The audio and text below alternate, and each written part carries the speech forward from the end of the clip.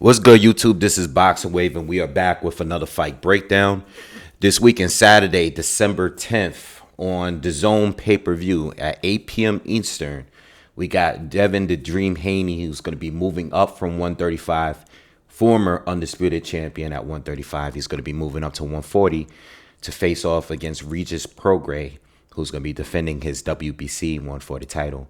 This is a mandatory, being that Devin the Dream Haney was the former WBC champion at 135. And it should be a pretty good fight. Like I said, it is going to be a pay-per-view. I don't know what the exact price is, but subscribe to the channel. I will be here this Saturday to cover the fight live. So if you are subscribed, you will receive a notification if you hit the notification button that I'm going to go live later on that evening. All right. So I will cover the entire fight card this Saturday. All right. So let's go over a few statistics between the two. Let's start with the champion, Regis Prograis. He is 34 years old, about roughly around the same height as Devin Haney, who is 5'8". Shorter reach, though, definitely a shorter reach between the two. I think he's around 67 inches, whereas Devin Haney is somewhere over 70 inches. So Devin Haney definitely has a reach advantage, a huge reach advantage here. And Regis Prograis is a southpaw. All right, different styles. You know, everybody knows that Regis Prograis is a big puncher at the division. I believe he's been fighting since 2012. When I checked 2012, he's been professional since 2012, and he has 29 wins with 24 knockouts, and suffered only one defeat to the former undisputed champion, Josh Taylor.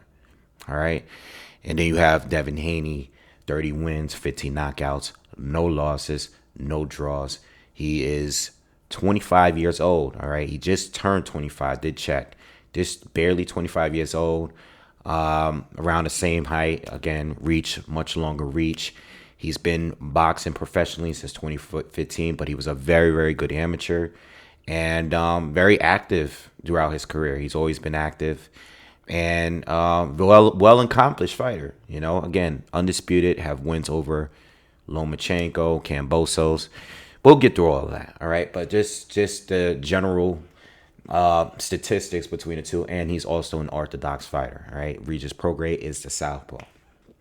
Okay, so let's start out with the face off that they had, the zone special, where they basically, or match room, basically they had to sit down and had a face off, and they was able to go back and forth for like 15 minutes.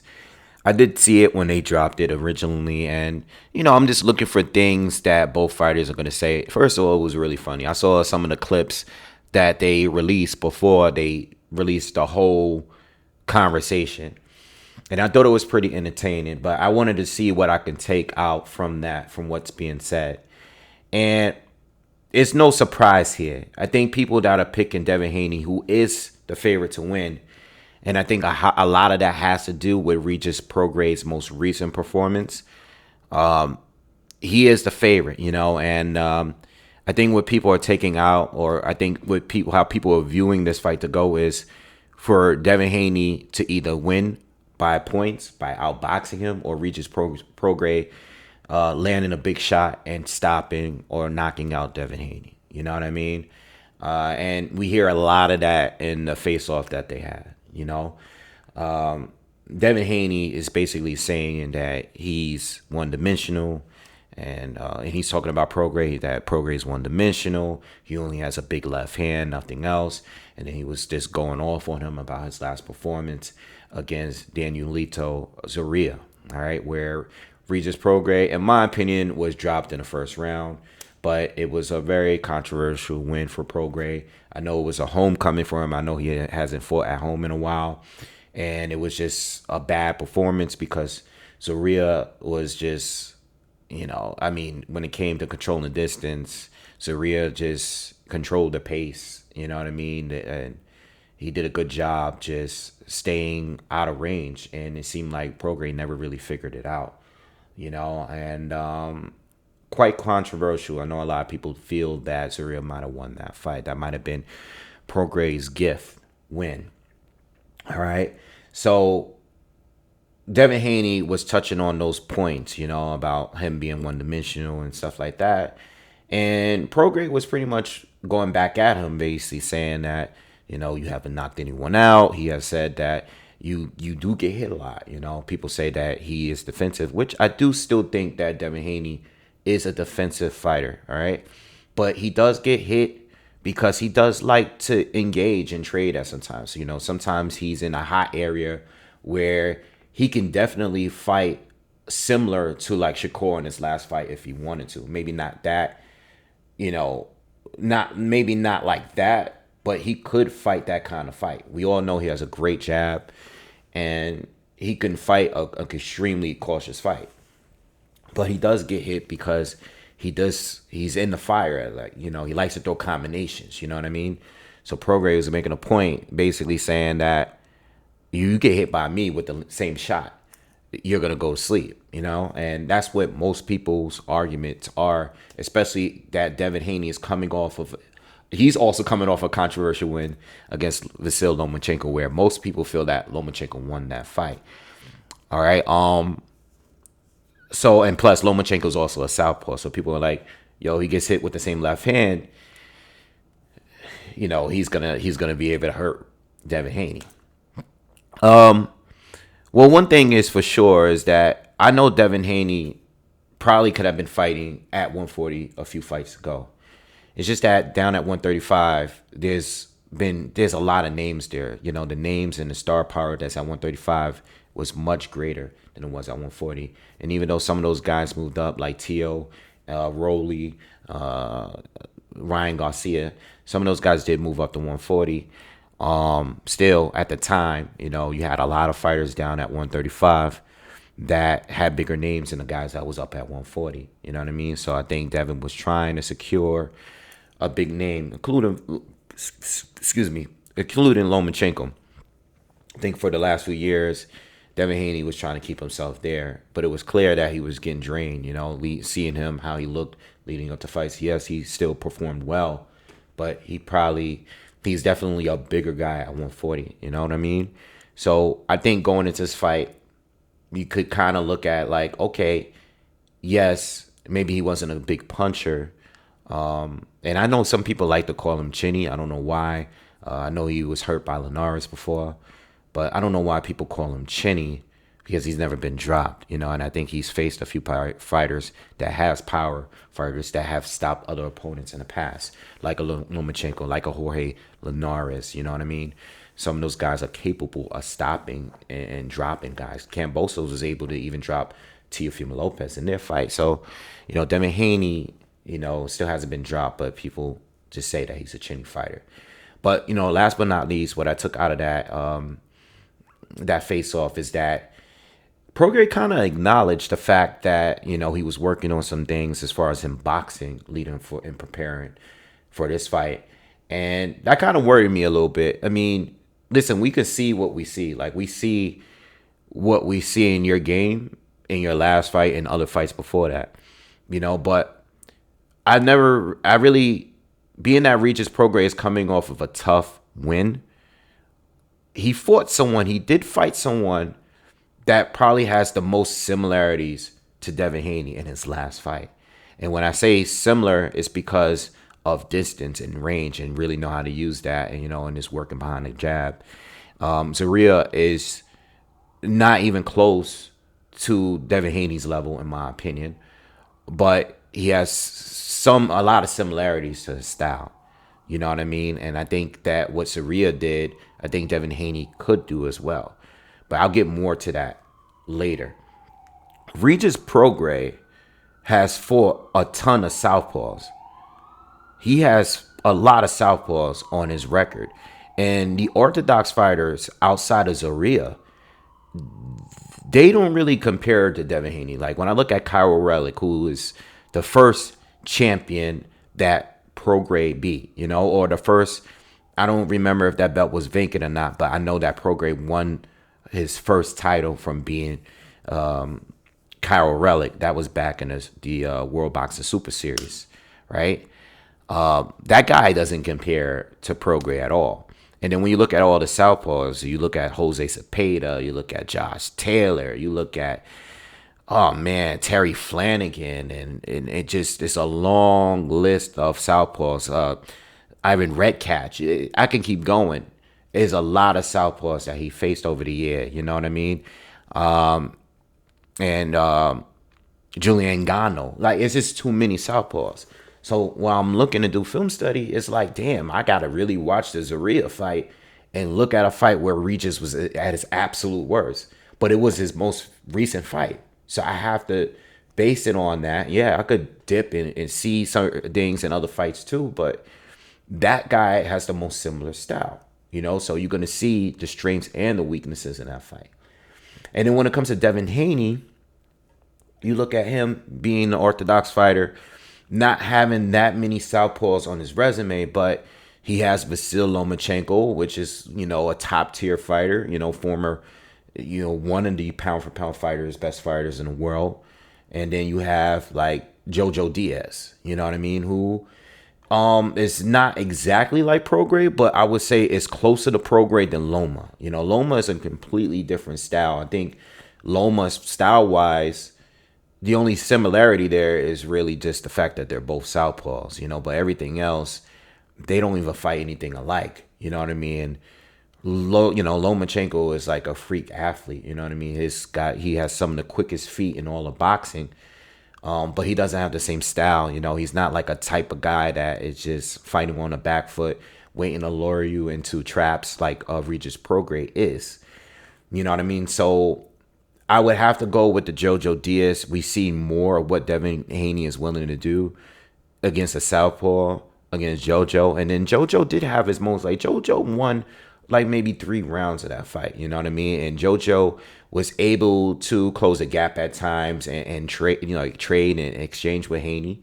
And I think that those are the moments where Haney got hit the most, when JoJo was, you know, in that mid-range or close range with Haney, and they were both throwing combinations, you know what I mean? And JoJo would land some shots in between of Devin Haney's punches, you know what I mean? So those are the fights that like I kind of really paid attention to. You know what I mean? I don't think you're gonna get much out of Loma. Loma has quicker feet than Devin Haney, so that's a different kind of fight. But being at Prograis is like, you know, don't have the quick feet like that. And I'll get back to that, but his feet. But you know, Prograis is kind of flat-footed for the most part. You know what I mean? So yeah, that's like kind of just bouncing around watching videos. Now the strengths of Devin Haney. I think when I look at Devin Haney, I do still view him as a defensive fighter, for sure, especially from long range. You know, long range, he's really difficult to deal with. You know, it's just hard enough to get past the jab, you know, because the jab, he can use that lead hand for so many different things. You know, he likes to pro with it, use it as a blinder to attack the body. Just using it to measure his opponents to set up all these different punches. And that's when I see Devin Haney. You know, I know he gets compared to Shakur a lot because they're around the same age, you know, and they're both defensive. They have a long history together with each other, you know. We're former friends, sparring videos of them. But Devin Haney throws a lot more, you know. He likes the combinations, and his punch selections is just unlimited, you know. He rarely throws the same thing twice, you know what I mean. Just the sequence, the punch sequence, is what I like about Haney the most. I know he doesn't have the biggest power, but his punch sequence when he's putting his combos together is elite. It's top notch in all of boxing today, in my opinion. You know, now also when it comes to his legs, and that's what I was gonna get back to. He's not a guy that's gonna use the entire ring. You know what I mean? He's not gonna overdo the lateral movement. So when you look at the Zaria fight, you gotta understand that Devin Haney doesn't need to move as much as Zaria did to stay out of range, to to fight Prograis. You know what I mean? Devin Haney is more like taking quick steps back in. You know, he'll use a little bit of lateral movement, but he doesn't overdo it. He's not like how Ryan was doing in the most recent fight. And he's not like what Shakur was doing in his most recent fight. And he's not like Zaria was doing in a Prograis fight. So Devin Haney knows how to use the ring. He knows how to utilize the ring, but he doesn't like overdo it. You know what I mean? He just likes to get himself, take the quick step. Like when you dash towards him, like I'm expecting Prograis to do, Devin Haney is going to take those quick, necessary step backs to get away from the overhand left. You know what I mean? So Devin Haney does a good amount of things to keep that defense on point. Is when sometimes, and he's good at keeping that free hand up. You know, if he's throwing the hook, most of the time the right hand is up. You know what I mean? He's shifting, he's turning with the shots that's being thrown at him. It's like whenever he's throwing, he's waiting for the counter. But I feel like going into the JoJo Diaz fight or even the Jorge Linares fight, sometimes in these exchanges, he's sitting in the pocket a little too much. And those are the points where he gets hit, you know. And it was dangerous with Jorge Linares because the short counter right hand was the punch, the knockout punch of Linares. I did film study. I even posted it on like Instagram on Linares, being that was his KO shot. And I think in those exchanges with Prograis, that's where he really needs to be careful. You know, I think if Devin Haney really tries to avoid Prograis for 12 rounds, he can easily outbox him and win if he just maintained the distance and fought a safer fight. But Haney doesn't typically fight that way. You know, I know a lot of people give him slack because they say that he doesn't have the power. I've heard people say he was boring. But to be honest, Devin Haney takes a lot of risk and he doesn't get credit for it.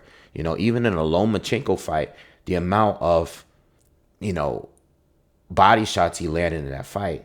And as long as like he's actually stayed in the pocket with Lomachenko, where Loma had the advantage, you know, because he had the quicker hands and he's better at fighting the close range fights. He doesn't have the long arms, but he has a quick feet and he knows how to get in and out quickly.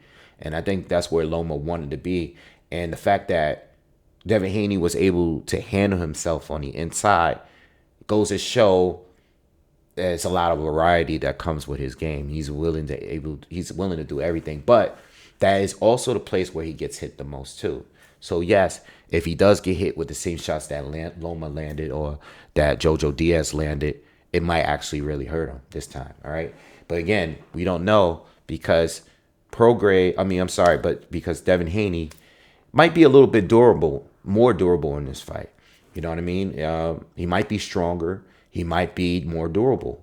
You know, his punch resistance might be better because he doesn't have to drain as much, and he'll probably be heavier on fight night. You know what I mean? So it might be a good thing, or it might be a situation where Prograis sends him right back down to 135. You know what I mean? So we just got to wait and see this Saturday, all right?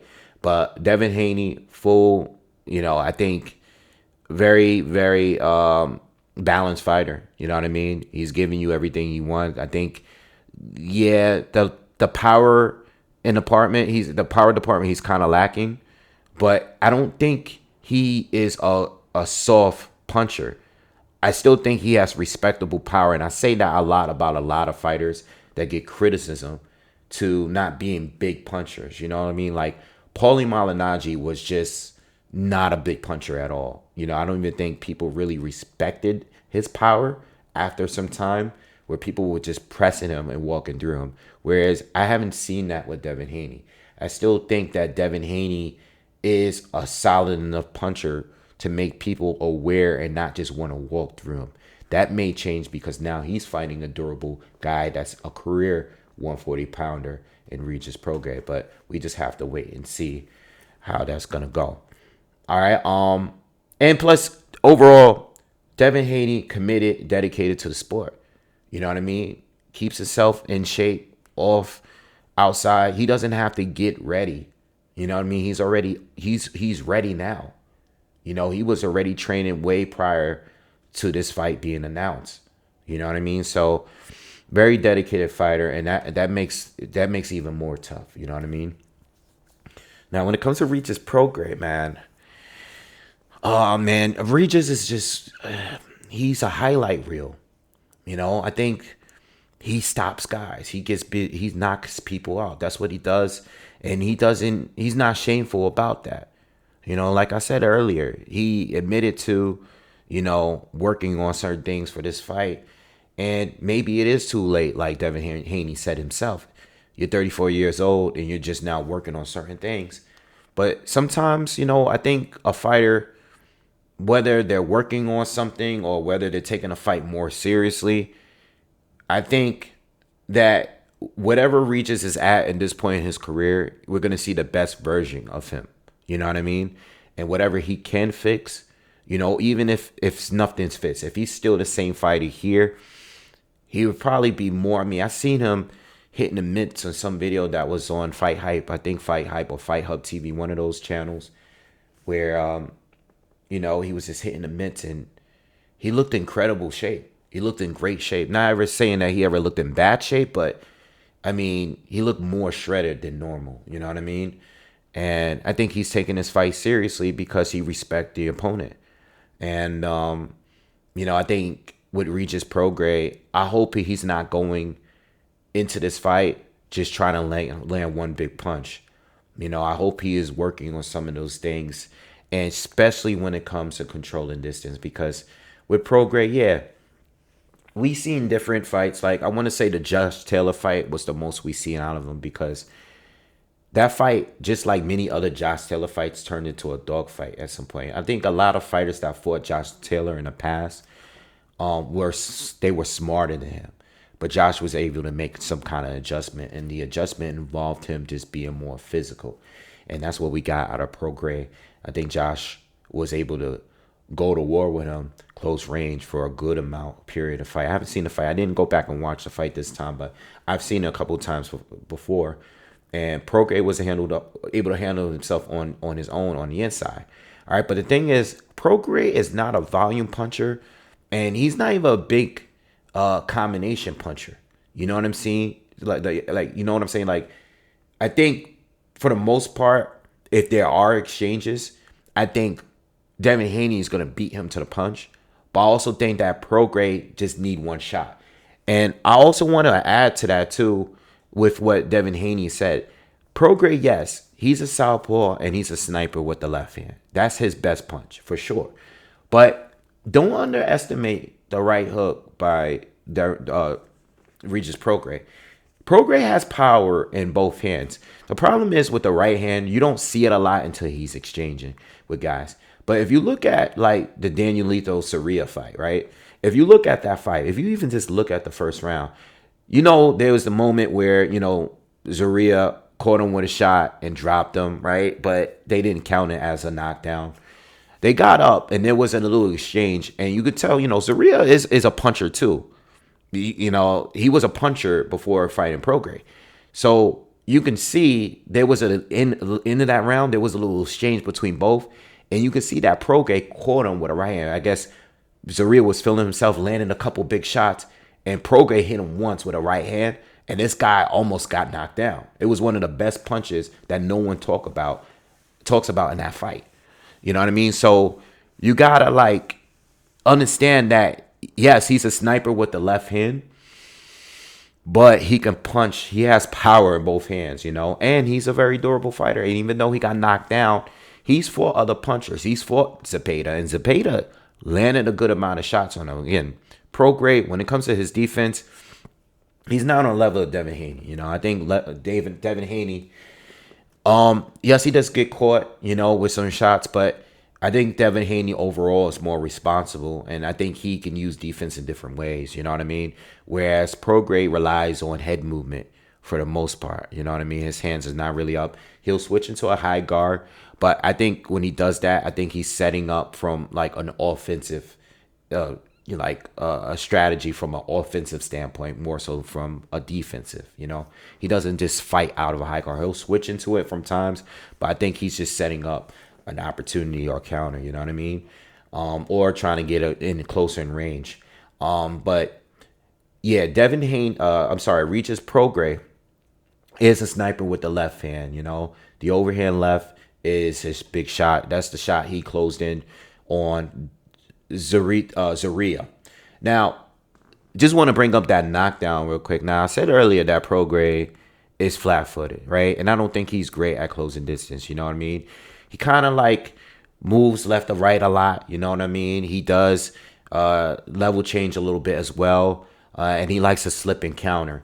The thing is, Prograis is really not. He hasn't had much experience fighting guys with a long, like jab. You know what I mean? And we saw that in the Zaria fight. All right, but being that he is flat-footed, you got to be careful because we can say that he's flat-footed, but if you look at some of those big left hands that he landed or attempted to land against Zaria, including the knockdown, he was able to just dash in and throw the left hand, overhand left very quickly, you know, and if you're not ready for it, that is a shot that could be dangerous for Devin Haney if he's not ready for it. Because the thing is with Prograis, it's kind of unexpected because he doesn't overdo it. He doesn't overthrow that punch. You know what I mean? So those are the only times when Prograis is quick on his feet, is when he's just dashing in to close a gap to land that big shot. You know what I mean? And he rarely does it, but I've seen him do it and hurt guys throughout his career with that shot. You know what I mean? I think Zaria, after he got caught with it in the knockdown, you notice Prograis couldn't land it again, not in that way. You know, he kind of just was ready for it for the remainder of the fight. All right. Yeah, so Prograis, even though he's slow on his feet, you know, Devin Haney got to be cautious of that, especially in the exchanges that they have on the inside. All right. But overall, you know, I think when it comes to the inside game, I think even though Haney is going to be in a dangerous area, you know, because he'll be in range to get hit by Prograis, I still think Devin is more advanced fighting on the inside, especially defensively. And he knows how to smother his opponents too, whether he's tying up or whether he's just pressing against you. You know, he could use his shoulder and he could do little things that will kill your offense on the inside. You know what I mean? And we've seen that a lot with Kambosos. We've seen it a lot with Lomachenko as well. You know what I mean? Devin Haney's very, very tricky. He'll land a shot to the body and press against you and kills your offense by smothering you. You know what I mean? He uses a lot of smothering tactics. And I think those things can kind of neutralize Prograis. You know, Devin Haney can step in and land a shot to the body or something. He could lead with a left hook to the body and then press against you to where you can't counter. You know what I mean? Because now he's smothering whatever you're trying to throw back. All right. And then back up and hit you on the way out. You know what I mean? I think Devin Haney is just more, I got to give him the IQ, you know, and I think Prograis understand that because Prograis is even saying himself, he's not coming to box you. He's coming to fight, you know, and I think his best chances is turning it into a fight. You want to turn into a fight with Devin Haney. You don't want him to have his way and just control the whole fight with his jab and being rangy. You know what I mean? You want to bring the fight straight, take the fight straight to him and land that big shot. But I think Regis Prograis needs to do more than just looking for the one shot. You know what I mean? And I don't know if Prograis just have the guns to do that. You know, I don't think he can outbox Haney or come close to it. There's a talent gap between the two, for sure. Prograis does have a huge puncher's chance. He has experience. It's not like, you know, he's durable. He has the experience. He's a two-time champ. He's been in there with good fighters as well. Zepeda, Josh Taylor, these are really good fighters. But Haney, I just think overall skill set is above all of those guys when it comes to overall talent. Devin Haney has it all. It's just, does he have the chin to take the power from Prograis? I'm assuming he should be more durable in this fight because he's at a more comfortable weight. But Prograis was good enough to hurt. I mean, even when he lost to Josh Taylor, I mean, he lost to Josh Taylor, but Look at Taylor's face after the fight, man. You know what I mean? It's like this guy's power is insane. The only time it didn't show up was in the Zaria fight because Zaria he barely hit because he just never figured out the range. And I think this fight, like I said, started in the beginning, and I agree with most people. This fight can end, or this fight could be won in two different ways. You know, is either Prograis knocks him out, or Devin Haney just schools him and outbox him. You know what I mean? Those are the only options to me. And normally, you know, when I pick these fights, I go with who I think is the better boxer overall, you know. And I think he's a lot better than Prograis. I think he is a lot better. I think Prograis is fun, but he looked very, very limited in this last fight, you know, and I don't think he had enough fights that are like that fight. And I think Haney is much better than Zaria. I think Haney is going to put himself in danger at times. And I also think that Haney might get clipped with a shot that really hurts him, similar to the Linares fight where he may be in danger, you know what I mean? Or he might even get knocked down in this fight.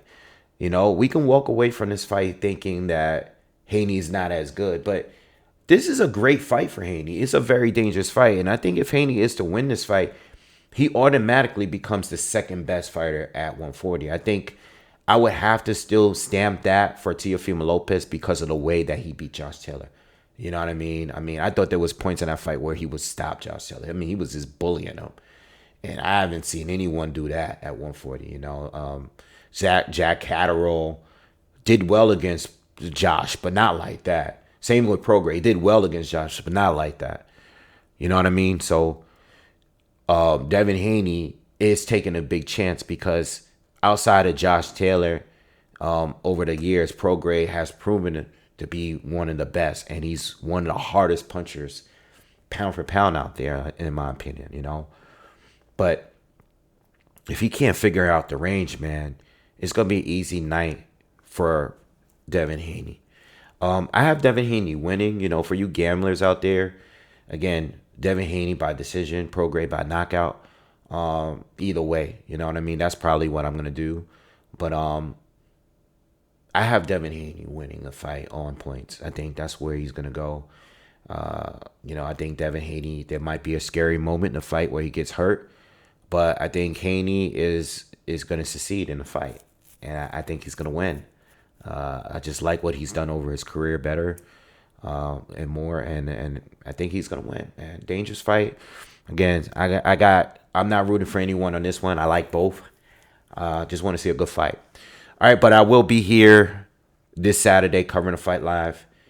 So make sure you guys subscribe. You know, smash the like button. Leave comments. You know, I want to read your comments and let me know what you guys get, what you guys think, who you guys picking. And I'll see you guys on Saturday. All right, peace.